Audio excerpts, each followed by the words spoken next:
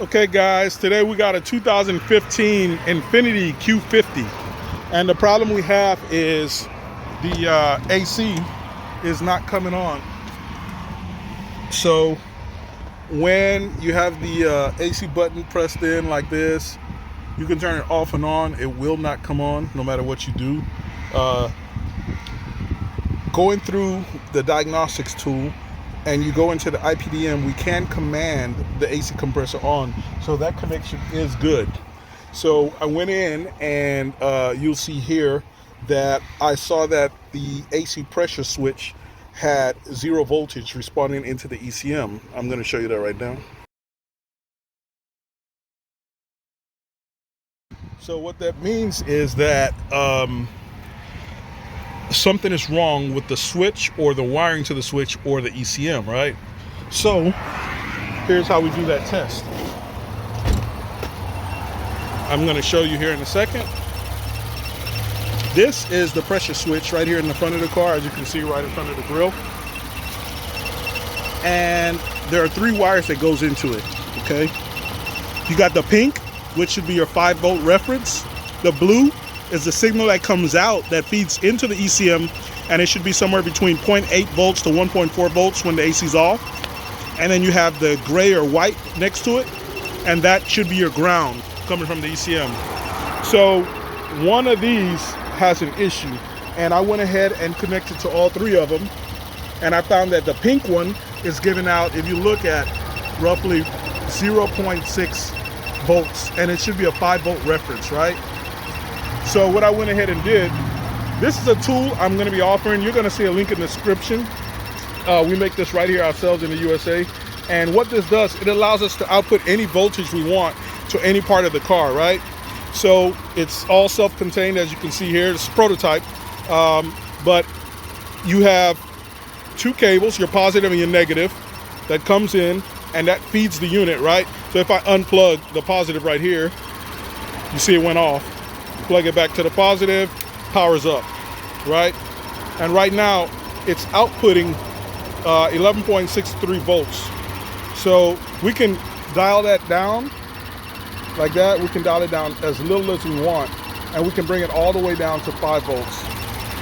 It has your output. You have an output ground and positive. These are the outputs. So you can hook this up to anywhere on any part of the car and supply it with up to 12 volts or even higher if you like, and down to is what you want, 1 volt, 2 volts. In this case, we're going to drop it down to 5 volts. So I'm going to go to UI, and we're going to drop that down, because we know that we're not getting the, and it's at 4 amps. 1 second. Okay, we're gonna put this, you push it down to get to the next value. We'll just leave it exactly at, we'll put it at 501. Actually, we'll leave it at 5, exactly 5 volts, right? So now we've got it dialed into exactly 5 volts at 4 amps. So what we're gonna do now is, we've got a ground side output hooked up to the ground, common ground on the car, and now we're going to go ahead and plug those 5 volts in to activate. We've got this lead going in connected to the pink wire right there, so we're going to inject 5 volts where it should be coming from the engine computer, which it is not right now. We're going to inject that with our tool.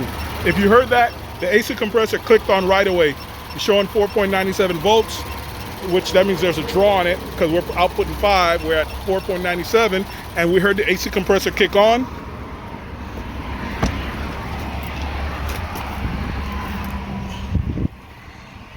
Yeah, and now it is actually cooling. In fact, I'm going to get a reading for you. All right, guys, as you see there, we got our signal now coming into the ECM, so it is confirmed that the pink wire, which is the 5-volt supply from the PCM, is not reaching to this sensor. So that means 2 things. We've got a break in the line from here all the way to the engine computer, or the engine computer itself is not outputting the 5 volts. I know this car previously was in an accident, so I'm willing to bet that the error is going to be that there's a break in the line. So I'm going to go ahead and test at the ECM and see if that it's sending the current, the 5 volts. If I'm getting 5 volts, then I know it's going to be to tell the customer that we're going to have to run or repair the line wherever it's damaged at. If you like this unit, it's very handy for doing diagnostics like this, testing different circuits, different sensors. As you can see here, it comes, as soon as I unplug it, it's probably going to cut off.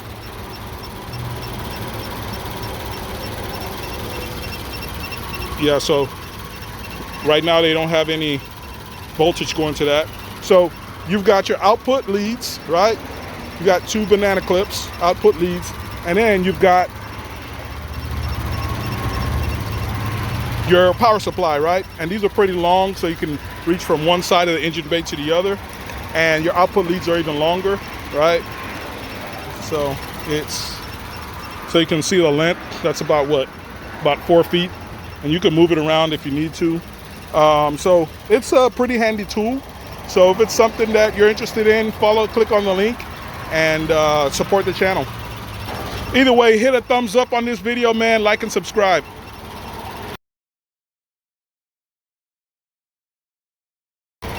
Stay here for the best Diags, tools, and instructions that you won't find anywhere else. You're gonna get stuff from airbags to programming modules, whatever it is, we do it all.